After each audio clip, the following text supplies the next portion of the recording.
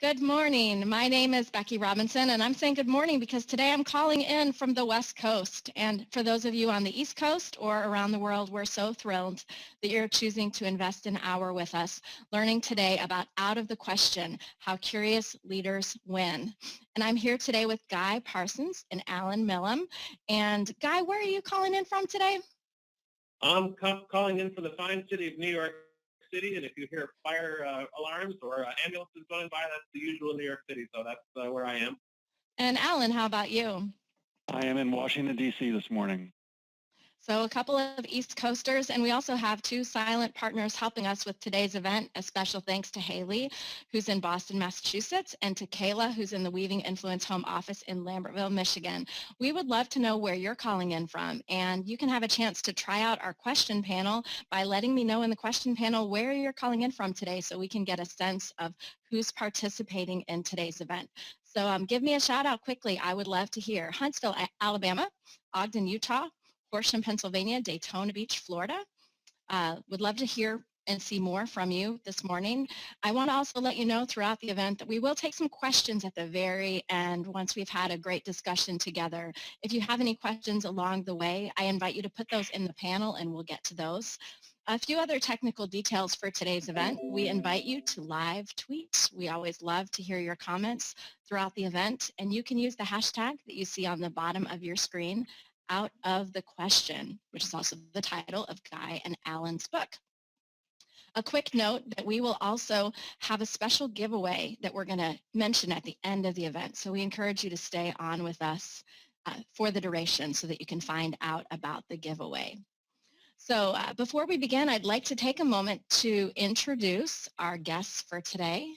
And I've enjoyed really getting to know them as we've been preparing for today's event. So first I want to introduce Guy Parsons. Guy is a well-regarded speaker, teacher, and guide to the continuous improvement community. He regularly delivers inspiring talks at MIT and to leaders involved in the Young Presidents Organization and Entrepreneur Organization. He's the president of Value Stream Solution and was elected to the Shingo Board of Advisors. Guy's been working for more than 20 years with over 120 companies from a variety of industries and has a passion for the people side of change management. Guy, thanks so much for investing your time with us today. Thanks, glad to be here. And a note about Allan. So Allan has a strategic bold move system for catapulting high energy individuals into lives of great contribution. And Allan and I talked about how a lot of this began when he connected with the organization of CTI and started his career in coaching. He's been a certified professional coach since 1998. Prior to starting his own company, Allan had a lot of professional experience, including serving as a consultant for one of the world's leading career transition firms, Drake Beam Morin. I don't know if I said that correctly. In addition to Out of the Question, Allan is also a co-author of a couple of other books. So you can seek him out on Amazon and find out more about Allan's books, including this one that we're going to have the pleasure to learn about today. So guys, are you ready to get started? We are ready. Fantastic. So for those of you watching, we are going to go through a series of questions today that are going to introduce us to the content of the book, Out of the Question. And I want to start with this one. So in the book, you speak about the knower and the learner mindsets. So could you define those for us and tell us the key differences between a learner leader and a knower leader? Sure. We through our respective work, Allan's work, crafting people's careers in a high-performance way, looking at themselves, who they are, and through my work working with teams, trying to drive continuous improvement and process improvement in organizations. Allan and I were working together, and we've been talking about the challenges of how to engage today's workforce, which is a little bit different from the past. And over time, we've settled in on this concept of the difference between the knower and the learner. And we really think of it as a spectrum. There's way over on the left-hand side is the knower leader, who comes from a place of I am where I am because of my experience, my degrees, the things that I know, and what I can tell you to do, because that's why you hire me. I come with knowledge and answers. And we have this other end of the spectrum, which is that fundamentally curious leader who's thinking about how can I ask questions and draw people into a conversation and jointly find a path together. And it's this spectrum that we have been working on together. And the reason that we wrote the book was to help people understand how they can take wherever they are on that spectrum and help move themselves over to the right in a sort of active way. Different than a personality trait where you can't change it. It's really one of those things that you can slowly, with some practice, move yourself over more towards that curious, questioning sort of mindset as you work with a team. And it's something that you can do with practice. And so that's really where we get started. I think when we talk about the word spectrum, we're really wanting to caution that we're not really looking at the left and the right, but recognizing, depending on what our situations call for, may move us sometimes more to the knower side or to the learner side.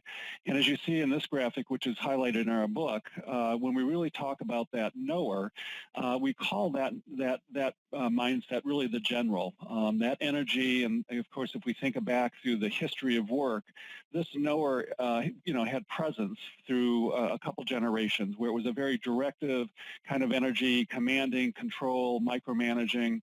And, there are times where that may be appropriate, but with the landscape of today's world, we need to move from one gear to multiple gears and allowing us to be very effective in how to stimulate and grow performance cultures. And certainly when we think about the 85 million millennials that are coming into the scene, what we know about them is that when we look at the attributes that are on the learner side, on that right side of the slide, we refer to that learner as the guide.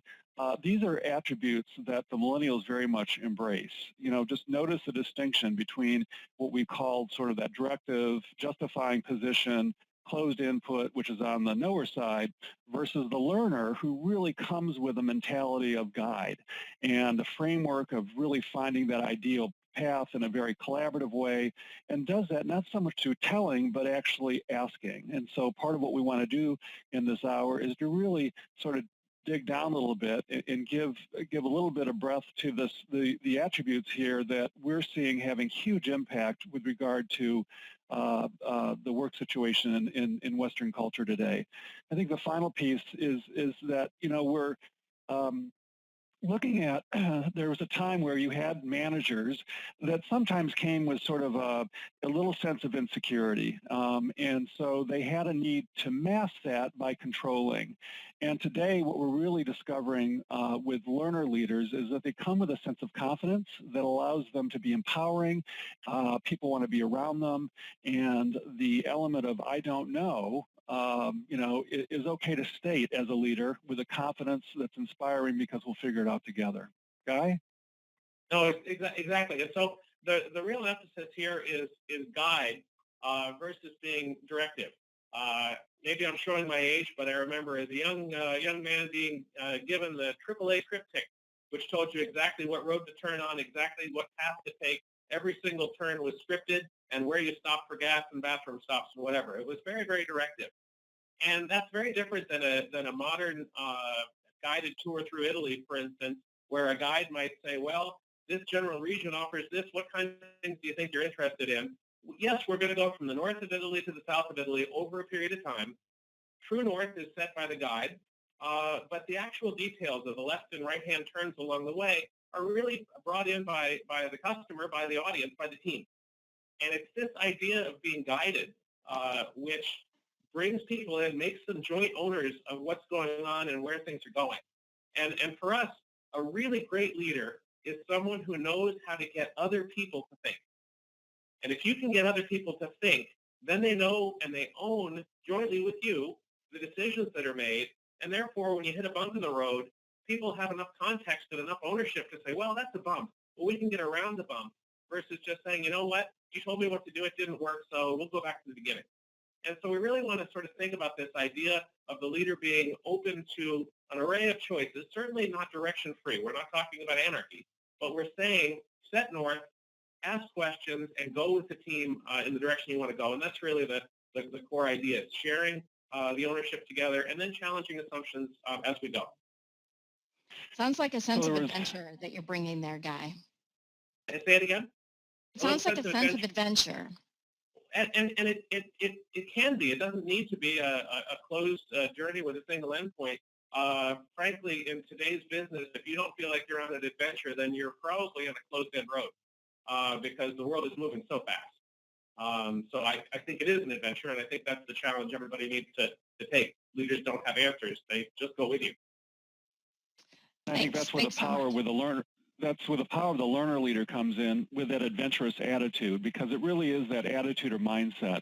And we really believe it starts from the inside out. And so that when we have the ability to have leaders look in the mirror, be confident with who they are, there's a time not too far ago where when folks would lose their job, right? And I worked with these folks when they were in transition. These were very high-end, high executives, but for the first time really looking at a situation where they're in the white room with no clue where they were going to go. And what was so amazing about that experience is the fact there was such a loss of identity, because they had wrapped their entire identity to their business card. They had adapted their entire reality to the work of what they did, the title on their business card. And of course, today, it's not the business card as much as it is about bringing that adventurous attitude, that mindset that gives us the ability to be collaborative and sort of a we, not a me. Yeah. And so, Allan, that led us really to developing a framework or a rubric, a quiz really, in the book, which we encourage you to go visit. It's thecuriousleader.com. Which is a quiz to help sort of figure out where you might land on that spectrum. Now, the quiz is not going to tell you exactly who you are, and it certainly, in different circumstances, would lead you to be in different places. If there's an urgent or dangerous situation, of course, you're going to be directed.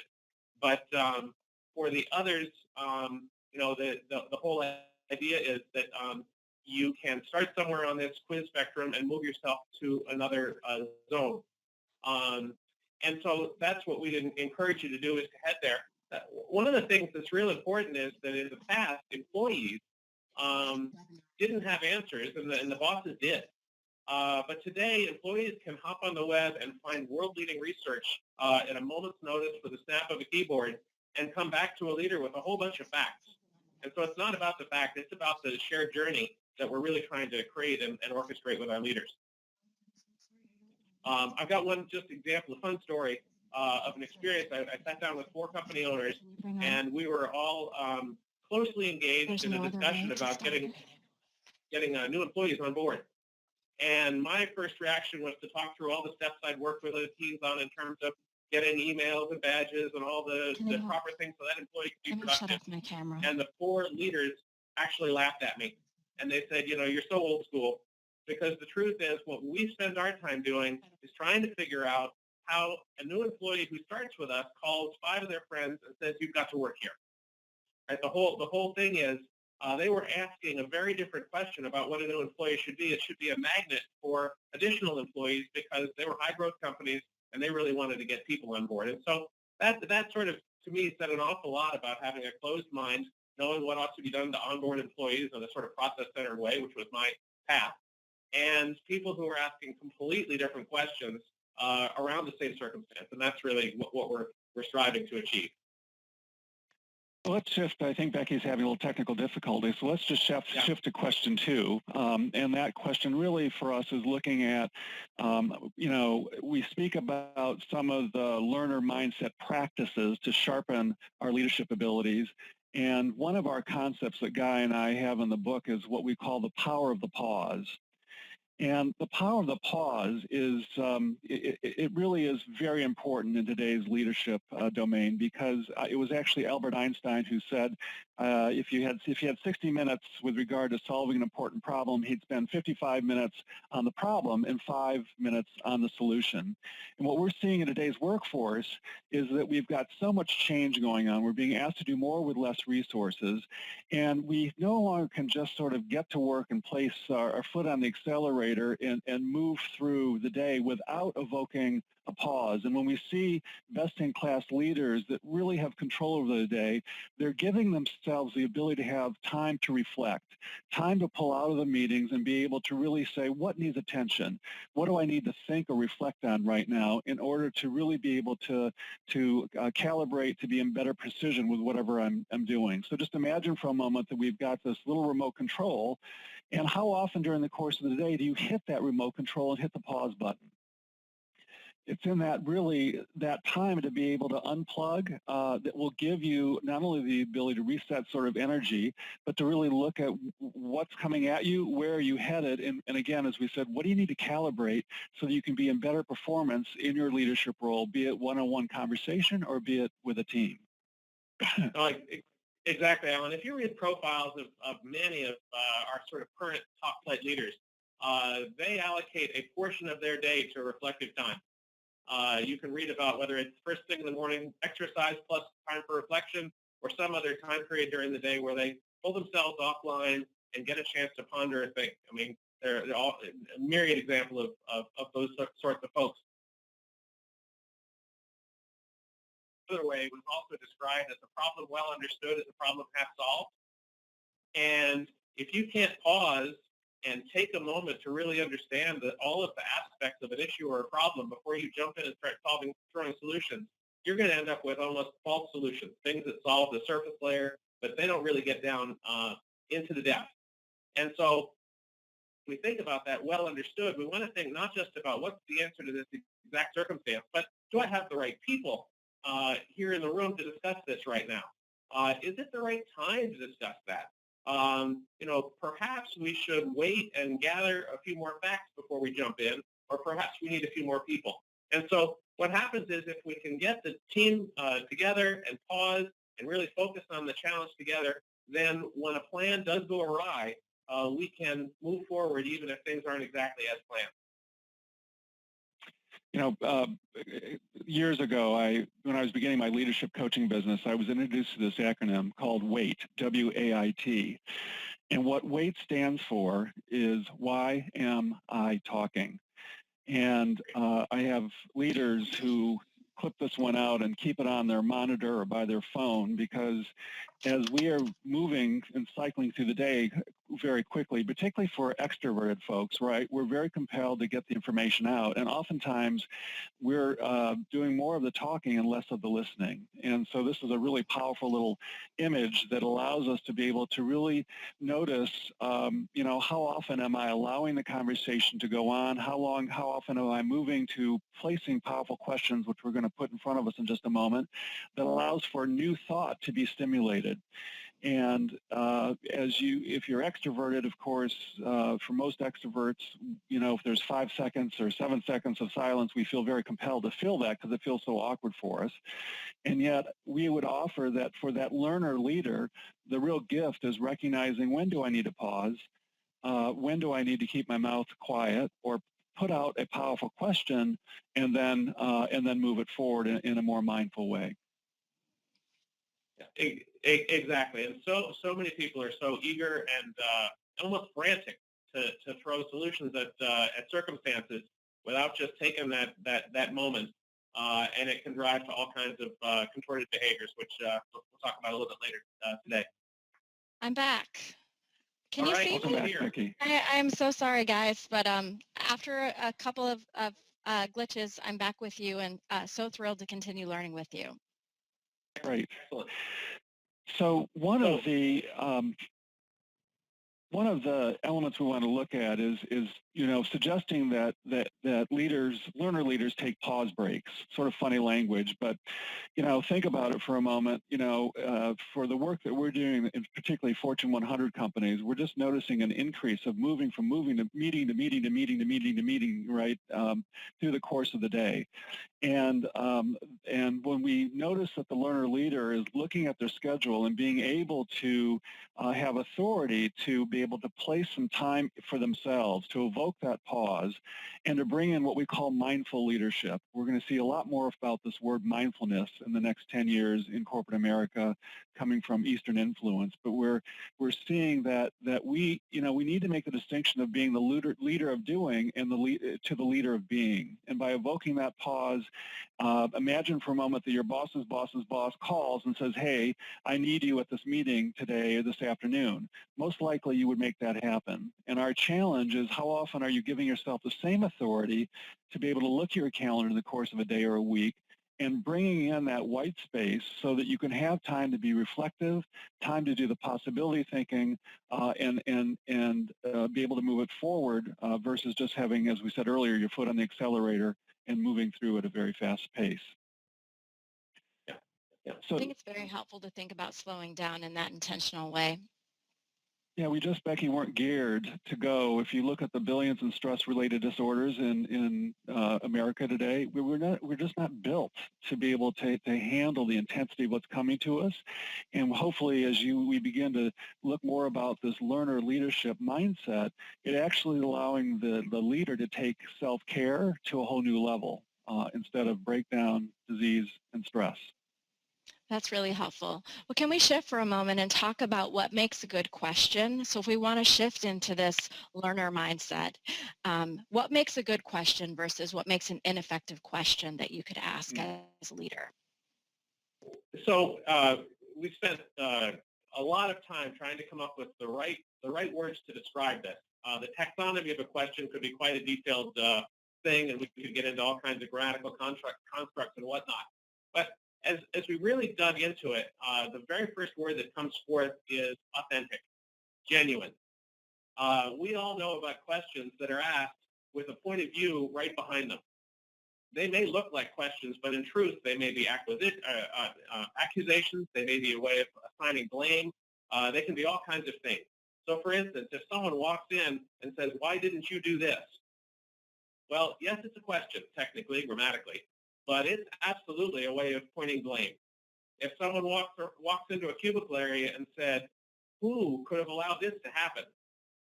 Well, all of a sudden, we're going to be closing minds, causing people to flee to the corners and hope they're not the one who gets discovered in the cubicle. And I've watched this happen quite literally. So those are questions that are closed. They're questions without genuine, authentic curiosity tied to them at all. They are answers wrapped in a question mark. And for us, the kind of question that's real might be to say, I see that this broke down and this happened. What could we do as a group to make sure that it doesn't ever happen again?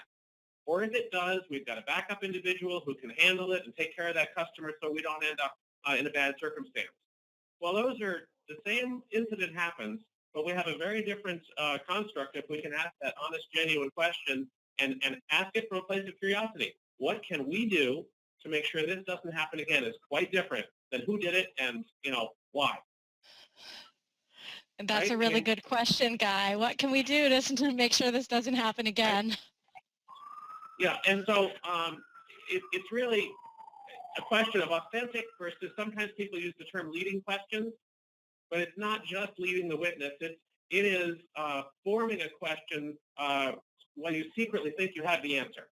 So if you're sitting there and quietly saying, well, I'm going to ask this question in order to get so-and-so to come to this new position because it's going to twist them there, well, that's not an authentic question at all. And the funny thing is that I have worked with dozens of people looking at videos and other meeting sessions and said, was that question real or fake?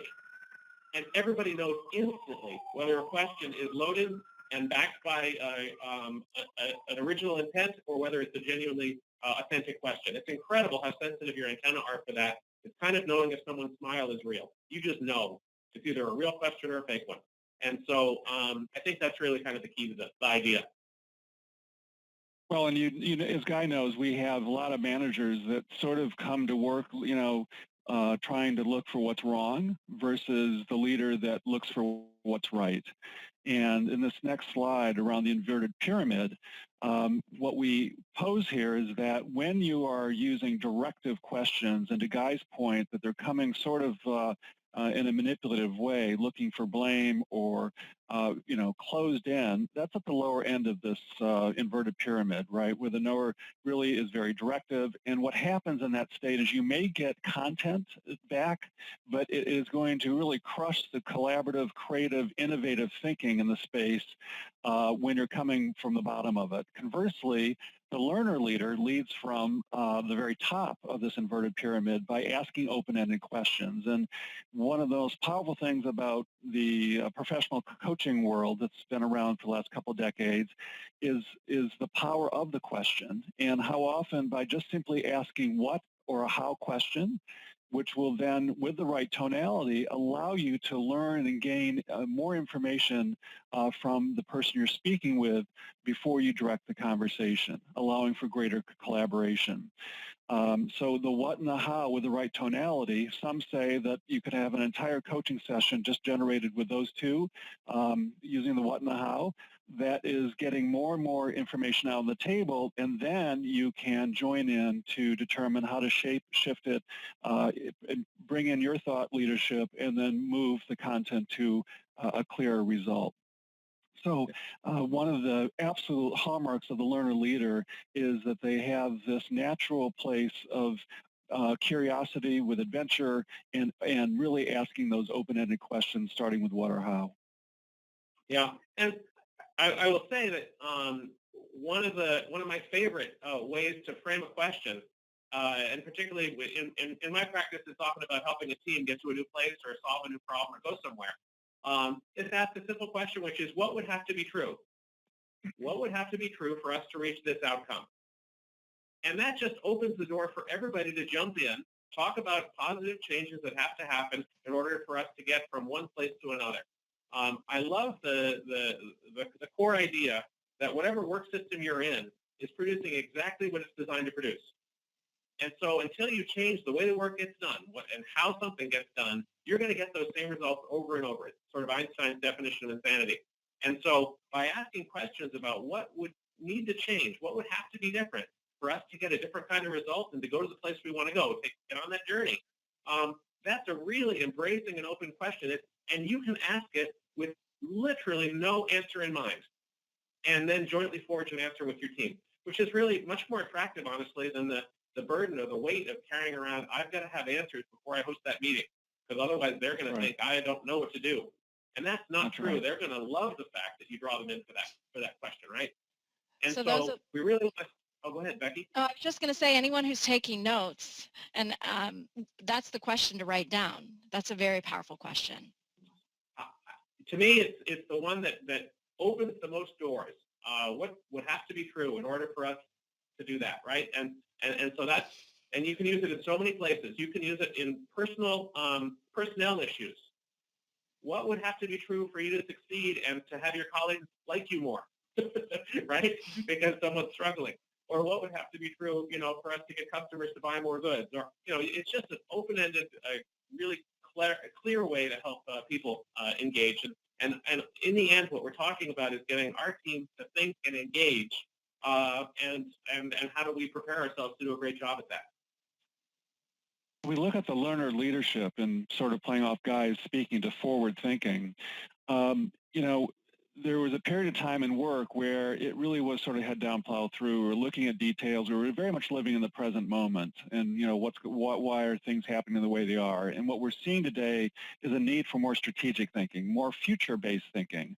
And when we see learner leaders really operating this way, they have a natural ability to stimulate the conversations towards the future by asking that what or how question, and by really then moving it out of the existing knowledge of what may be and moving it to a future or possibility-oriented conversation where new thought is coming. And we're needing that new thought more than ever before with the speed of our business and the complexities of our work. A lot of, as that famous statement goes, what got us to here is most likely not going to be the same skill sets that is going to get us to that next level of evolution. And so one way to look at it is to say, in the course of your day, how much of your conversation strategically is focused more on the here and now and the details versus having that team conversation where you're actually encouraging and pointing the conversation to the future with that sense of curiosity. The second piece to this that's interesting is that notice that we're placing more of the focus on the how and the what, and a bit of a caution with the why. There are certain places where asking the why question is very appropriate. When we're looking at, but if you ask a kid, for example, when they didn't get their homework done, why didn't, Timmy, you get that that done, most likely you're going to get some very creative response out of that may not actually give you more knowledge about what the breakdown was, and it most likely will not give you a solution for a fix moving forward. But when you say about, what's the possibility that for the next time you have this doing, that you can do this in a timely way, or how could you handle your homework, then we've got that, whether it's a child or an adult, a team meeting or a school, we now are moving that conversation into a form of action. And so, again, it's a bit simplistic, but we say watch for the whys and focus on the what and the how, and notice the orientation towards the future when you're really looking to generate new thought and new curiosity in your conversations one-on-one and with teams. Allan, do you have a favorite question like Guy has? Well, the biggest one for me is centered around, he says what has to be true, and for me, it's, how's the quality of your performance today? And I ask that for my leaders because it causes them to get out of the doing and to really look at the quality of how they're being in their leadership around their precision. It's, because my work is very much based from the inside out and allowing them to be, really to be in that top performance conversation. And I can speak from experience that when Allan asks you that question over and over, it definitely causes you to start to think twice about your sort of mental condition, not just the tasks and things in front of you. It's a really powerful thing, kind of mindfulness. Indeed. Well, let's shift to this next question. How could we activate the learner mindset in others? How do we activate it? And how about in ourselves? Well, great question, because then we want to start actually with ourselves before we go to the other. And so much of this, and that's why we really call it an inside-out job. We first have to say, how's the quality of our own active listening? In the course of our day-to-day work and our exchanges and team meetings and our one-on-one, how often are we totally over there in listening intently versus having our little rat mind way far away and not really focusing at all with the people that are in front of us. And one of the distinctions in learner leadership is the ability for that learner to actually get back into what we call that place of wonder and awe. Now you think as children, when you had an experience for the first time that allowed you really to wonder about it, you were just in awe with seeing it. And that curiosity that circled around that experience, whatever it was, just allowed for, a fresh perspective, a curiosity, and oftentimes more questions that would come out of that would move the dialogue or conversation forward. And so we're looking at really activating that learner mindset. Again, from the inside out, we're saying, how often do you find yourself asking, I wonder what if? I wonder what would happen if? I wonder how this might be. And of course, notice that in order to do that, we really have to be pausing or slowing ourselves down to be able to be in that kind of inquiry. It rarely works when we're on the treadmill.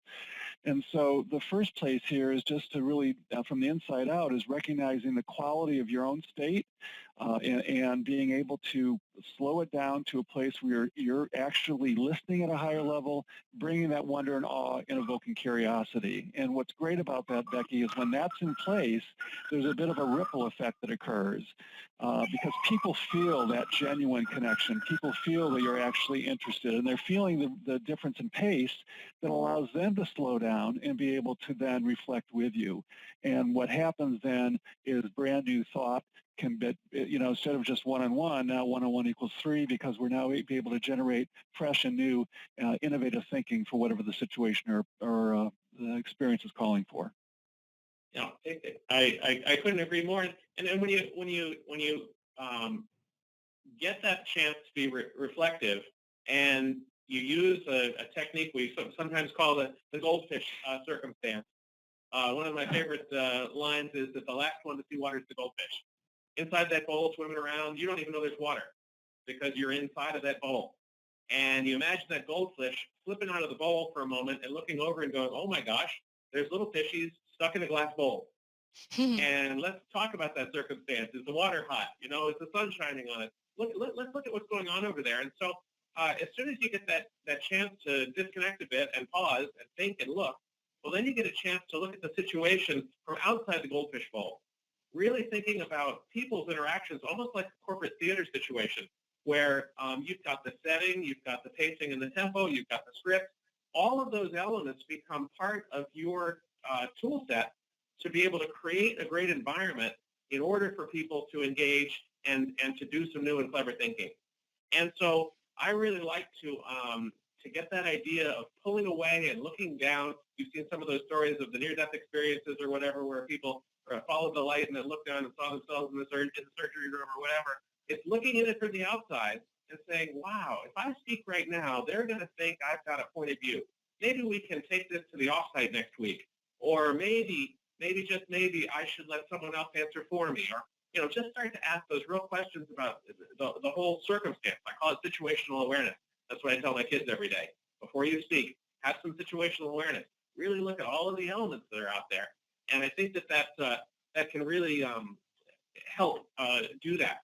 Another thing that can make a difference, you started to ask about both internally, so that's what you do internally, but externally, there are also some things, powerful things we can do. When we get teams together to work on a problem, we often invite customers to come. And usually the teams that I meet refuse for the first 2 or 3 requests. Oh, we don't want them to know what we're doing. Well, guess what? If they're your customers or your suppliers, they already know.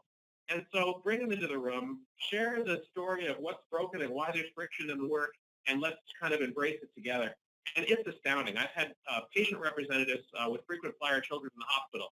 And when they tell the hospital employees really what their experience is and how that is not really a child-friendly room, even though there are toys there and butterflies on the wall, it's astounding how the whole staff really rallies around a new point of view.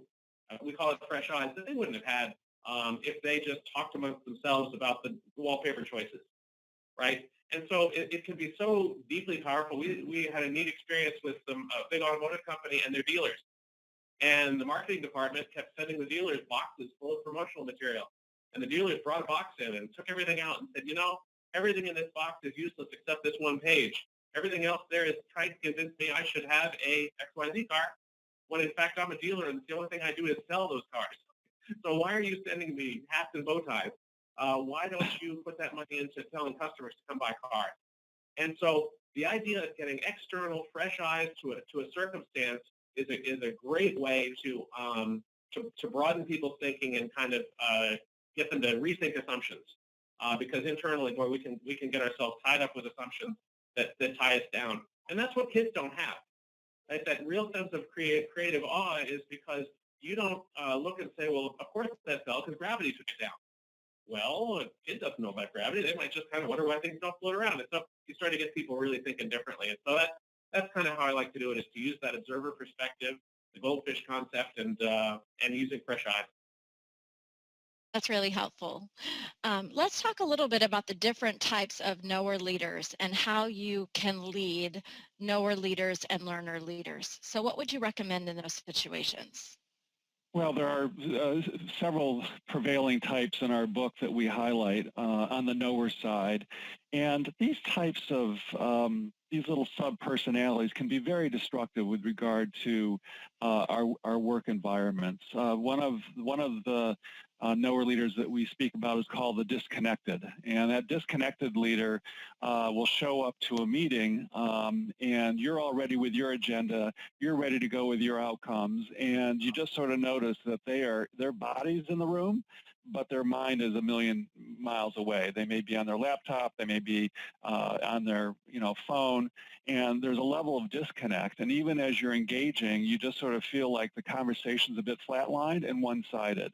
And that really just sucks the energy out of any kind of authentic and collaborative conversation to really occur. The second one of our sub-personalities we call the interrupter. And the interrupter has a lot of energy, but they feel absolutely compelled that even though it may be your meeting, they need to control it, and they do that a lot by just interrupting. And so they feel that they have to have their hands on the microphone and, in a sense, control, even if, again, it's your meeting. And the third one, probably it's the most lethal to us, is the critic. And the critic comes to the meeting somewhat in a bad mood, in a critical way, where everything out of your mouth is perceived in a negative way.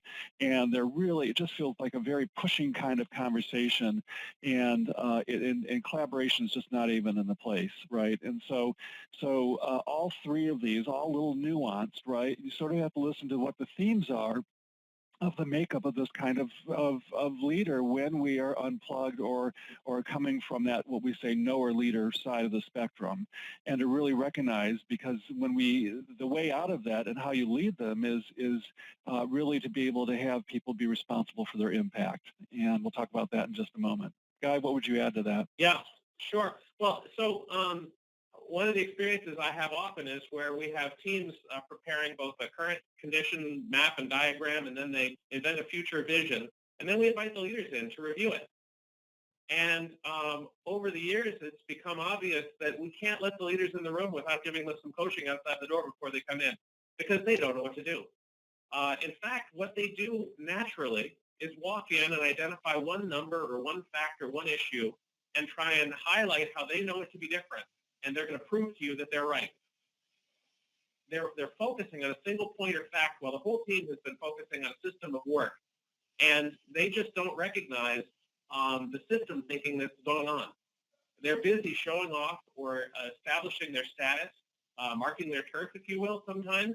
And we have to kind of coach them to listen and to ask questions about the design of the future instead of arguing about a couple of key facts in the current condition. And it's amazing how once they get into it, they get it. But I think the real thing is to think about systems of work, connectedness, right? And which requires kind of a creative view and an open spirit to really understand how all things fit together, instead of focusing on individual facts and proving that you're right or you're wrong, right? And so that's one of those things that we can do to try and help ameliorate the knower that just comes in and starts hammering a fact or an issue to show that they're smart. And it really doesn't matter. And so one of the things that I do when I tell the leaders they're outside of the room, I tell them that every single number on the wall is wrong. Before they ever come in, I say every number up there is wrong, but they're all honest and they're directionally correct. So you're not going to score points by telling people that number is a 7, not a 6, right? On the other hand, if something is fundamentally wrong, go ahead, let's talk about it. But they get the point after we do that. So I like to say, honest and directionally correct is a way to diffuse a knower who's just there hammering about a given point or whatever, just to show their stuff. That's great. That's great. I've had a request that we restate those 3 types of knower leaders, if you wouldn't mind. Yeah, so the 3 that we highlight in the book, the first one's called the disconnected leader. The second one is called the interrupter, or the interrupter leader. And the third one is called the critic, or the critic leader. Great. And, so we have some questions Becky, that we'll get back to for sure on those. Perfect. Becky, you asked about, so how do you lead knower learners and how do you lead learner leaders? And I think we just want to highlight a couple things here that, by nature of learner leaders, they are learners, life learners, right? And oftentimes when Guy and I go into organizations, we're just sort of taking a temperature pulse of what's the atmosphere telling us here. Is this a collaborative, open, curious environment? Or is this command and control and people are sort of siloed and you just you feel that energy. And so, our focus obviously is focusing on the learner leadership side of the, and taking those best practices and working those muscles. And what happens is it's like a positive virus because people want to be around that type of leadership style. And quite frankly, it's a more human leadership style, right? And it feels more approachable. We were in a focus group with millennials last month, and the conversation was that they recognized they didn't have the 20 years of work experience, but they were coming in with a learning mindset and wanted to learn. They said, we just want to be at the table, right, and be able to have, ask questions and feel that there's a sense of collaboration. And when that happens, it's a ripple effect, and that's where you'll see cultures really come alive. And when that happens, the knowers start to they're more visible, right? Because all of a sudden you're sort of seeing that knower leader that just is starting to look a little different from the rest of the group. And as a colleague of mine says, that's a moment for step up or step out with regard to looking at behavior shifts so that the organization can move in a positive way. Exactly. I mean, we'll see in team meetings, we all know the people who grab the microphone and tell stories and consume airtime. And they do that to show that they've been around and they've got stories to tell. And one of the expressions I use is that they use stories as shields and facts as bullets. So they just use that wrapper of the story, and then they start peppering facts at people to shut them down when they're asking genuine questions of a circumstance. And it can be really powerful to say, okay, we heard everything you said. What don't we know? And what are the open questions that we have right now that we all can explore together? You clearly have got some point of views, and that's great, points of view. But what can we talk about that we don't know for sure? Can we ask some questions about some of our assumptions? Are some of them stronger or weaker than others? Where can we go? And so what I have found is helpful is to drag a knower into a zone that's not their turf. If you try and go nose to nose with knowers in the center of their neighborhood, right in their sandbox, you're going to be in an awkward spot to help them sort of think differently. But if you pull them over into a zone where they don't have domain knowledge and the letters that are after their business card name, all those different degrees and certifications, if you can pull them into a zone where they don't have some, well, then they'll start to participate. And once they realize that participating is okay, knowing is not the only way to behave, well, then they can start to come back into the fold with the team. And so that's one of those techniques, is to pull people off into a zone, host a conversation on a topic that may not even be necessary right now, but get people drawn in and talking as peers. Because the knowers don't often want to be peers. They want to be somehow superior or in a different, jacket, if you will. Can you disarm those knowers with one of those powerful questions, Guy? Does that work? It does work. One of my favorite ways to do that is to say, I hear everything you just said, so tell me what you don't know. Just tell me, what don't you know? You seem to have answers for everything. Why don't you tell me what you don't know? And if they sit in front of a room of their peers and say, I know everything, well, that makes them look pretty silly. So now they're forced to talk about something that is perhaps not their sweet spot, or something they wish they knew, or something we could work on together to solve. And I just found that kind of lets the air out of their balloon. And it's not a mean thing, right? I'm not saying you're wrong or one of their teammates is not challenging them in their domain. We're just saying, let's let the air out of that balloon and let's talk about something else. And so that's kind of the technique that I like to use, is the what don't you know, if you've got all that to tell me. And I think on the flip side of that is sort of that's a group setting one, and one to deal with the knower in a one-on-one session, right, where you can give some feedback, is just to literally say, I'm just curious, tell me a little bit about the impact in that last meeting. What was going on for you? And let them, hear what their interpretation was or is of that exchange, and then direct them. What did you notice when Carol had that new idea? Remind me, what was it that you said? And so there's a way that you can go back and sort of use that experience as a laboratory to get them to really recognize where their impact may have been off and how they might have done it in a different way for a greater sense of connection. So, Guy, I'm getting some feedback that this question, what don't you know, might be a little bit more abrasive than some folks are willing to try. Is there a different way to phrase that question that might seem a little less confrontational, perhaps? Sure, absolutely. So, yeah, and that, I think, honestly, that's great feedback. This medium's working, because I don't mean it in that sort of in your face. I mean, in most of my practice, I'm facilitating, not owning and leading. And so, one, I get to say things in a different way, sometimes in a meeting than others do as an outsider. But there are better ways to perhaps get to that same endpoint. And I think that the one that I like to use is to talk about operating assumptions. There's so many assumptions that we use that are the umbrella or the wrapper to where we are and the constraints we think we have. And so just asking questions about let's just list our assumptions. An assumption might be that higher prices will yield less sales. Well, that may be true unless you were in my industry when I had a titanium bicycle factory, and when you raised prices, people thought the bikes were more special and they were happier with them, right? It wasn't always true that higher price means lower sales.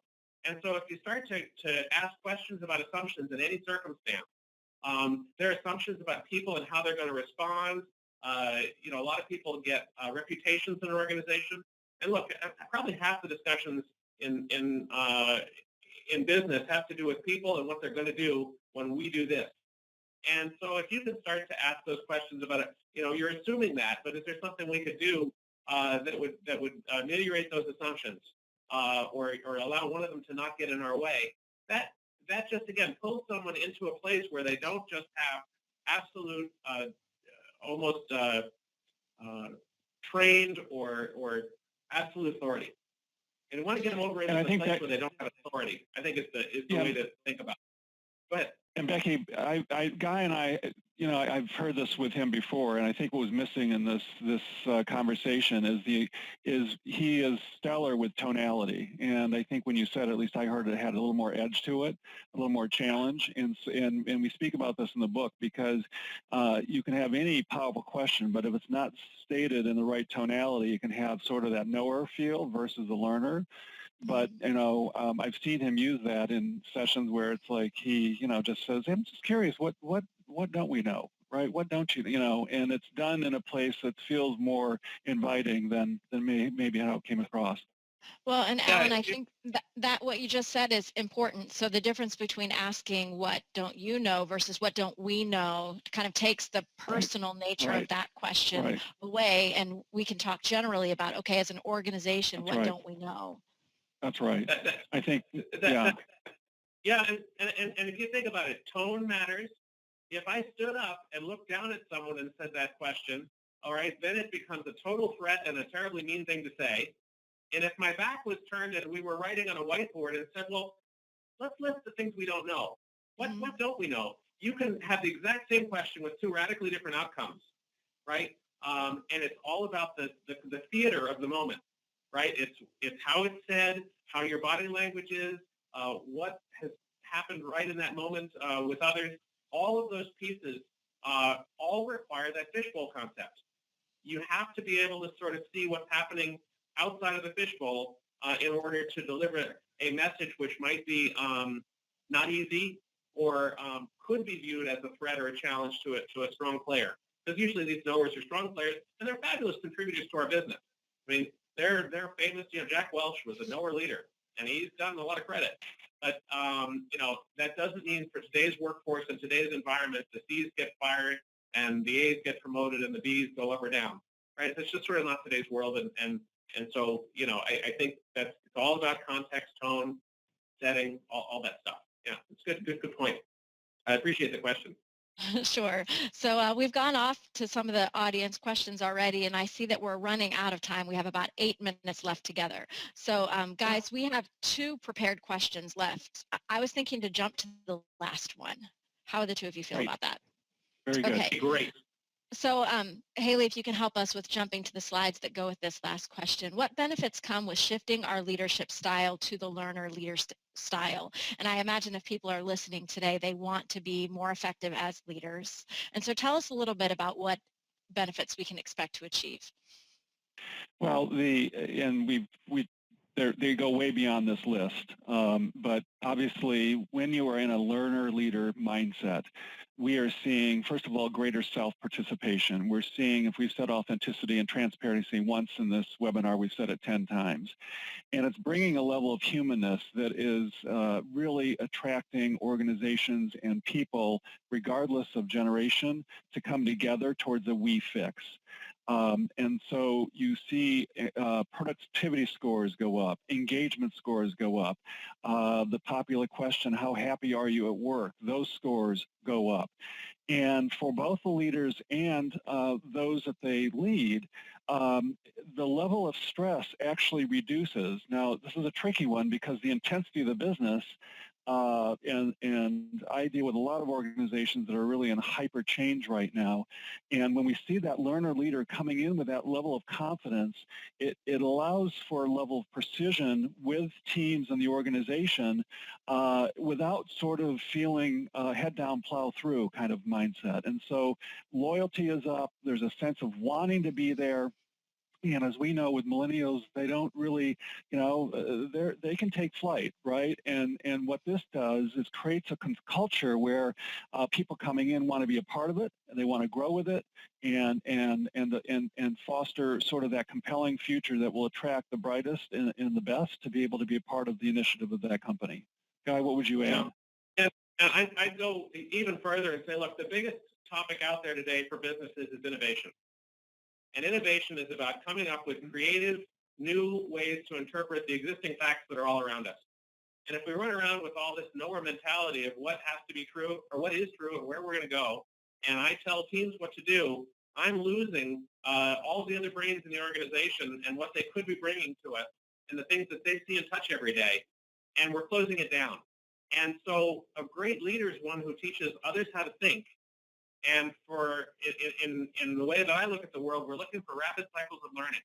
We want to have small, reversible experiments. We want to try things.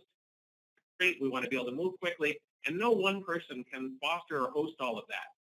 So not only do we want to ask great questions, we want to give the gift of question asking to our teammates so that they can then do it with their folks. And the whole organization has a more open set of antennae and ears.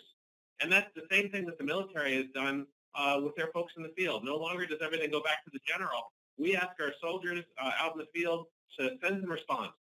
And they have to sense and respond because there's no time.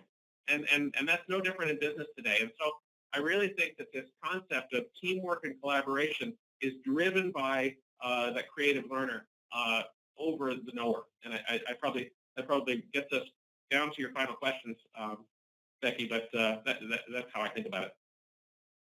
Sure, very, very helpful. Allan, do you have anything else that you want to wrap up with on that topic?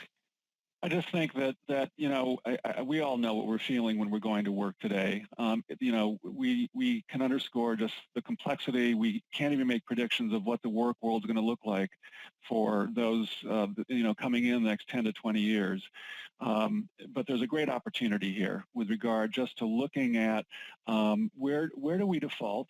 Where's our natural tree set? What do we need to do as we move into 2016 to stretch ourselves from a leadership perspective that will have a profound impact, not only for ourselves and our teams and the company, but this goes well beyond into our families and our communities. And so Guy and I are very impassioned on this topic and deep believers of it. Thanks. It's very obvious. So one person did ask that we could recap those two favorite questions. Guy, you had a favorite question, and Allan, you had a favorite question. Could you give us those, and then we'll move to just some final remarks. Okay. Well, the one that seemed to resonate, at least Becky, you smiled, was what would have to be true in order for us to reach whatever endpoint or goal or target we're looking for. And by asking that what would have to be true, people then can think about assumptions, they can think about their role, they can be creative, and they can stretch. And so that's my favorite question is what would have to be true.